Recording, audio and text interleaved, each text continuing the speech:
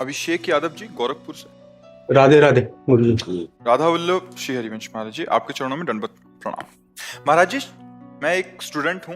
पढ़ाई के दौरान जब दूसरे बच्चों किसी प्रश्न का हल तुरंत कर लेते हैं और हमें उसी प्रश्न को समझने अथवा हल करने में समय लगता है, तो क्या महाराज जी बुद्धि भी क्या प्रारब्ध से मिलती है? हाँ प्रारब्ध से तो मिलती है। पूर्व का तप और पुण्य प्रभाव काम करता है। उनका पुण्य प्रभाव जोरदार है तो उनकी बौद्धिक शक्ति प्रबल है।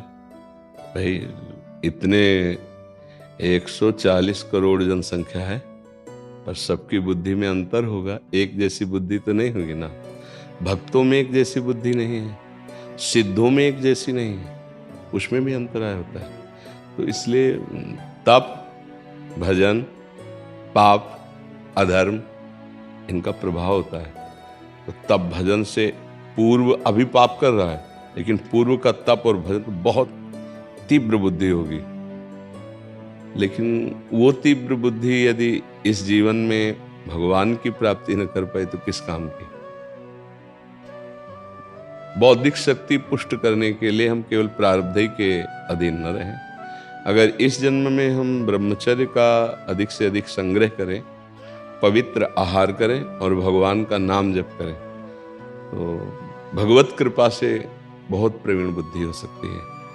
कालिदास जी के चरित्र में आता है कि वो एकदम, लेकिन जगदम्बा की कृपा हो गई तो या देवी सर्वभूतेषु बुद्धि रूपेण संस्थिता नमस्तस्यै नमस्तस्यै नमस्तस्यै नमो नमः। अम्बा प्रसन्न हो गई तो कालिदास कवि हो गए। ऐसे बड़े बड़े महापुरुषों के भी विषय में आता है। भगवान के लिए एक श्लोक आता है कि मूकम करोति वाचालम पंगुम लंघयते गिरिम यत् कृपा तमहम वंदे परमानंद माधवम। जो सरस्वती को भी बुद्धि प्रदान करते हैं वो श्री भगवान है। सरस्वती जी की भी एक सीमा युक्त बुद्धि है, असीम तो भगवान का ज्ञान है।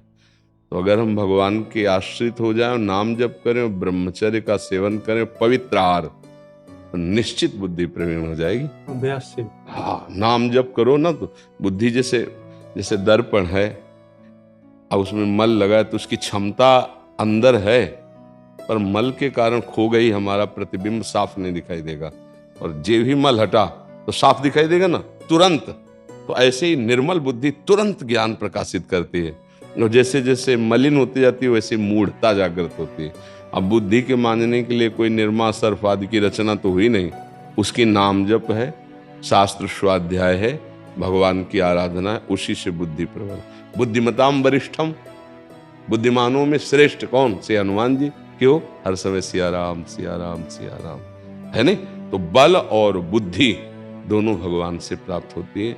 मूक भी वाचाल हो जाए, पंगु भी पहाड़ को लांघ जाए, ऐसी सामर्थ्य भगवान देते हैं।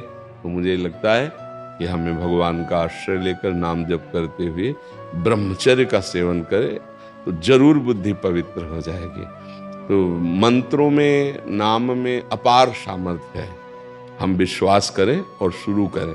जैसे डॉक्टर पर विश्वास करके दवा लेना शुरू करते हैं तो धीरे धीरे रोग का शमन होता है परहेज के साथ।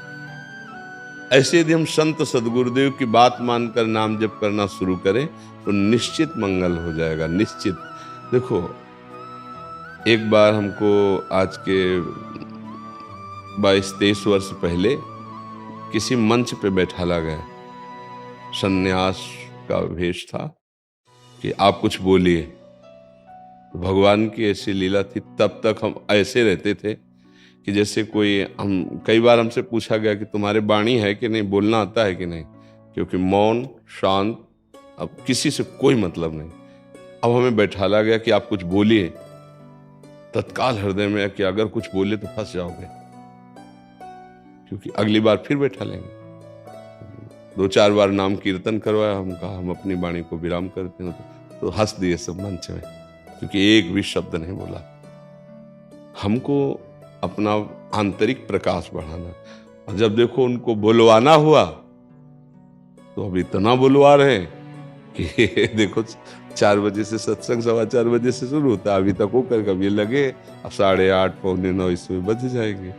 भगवान मूकम करोति वाचालम, वो जब बुलवाना, वो जब ज्ञान देंगे ना, तो सब।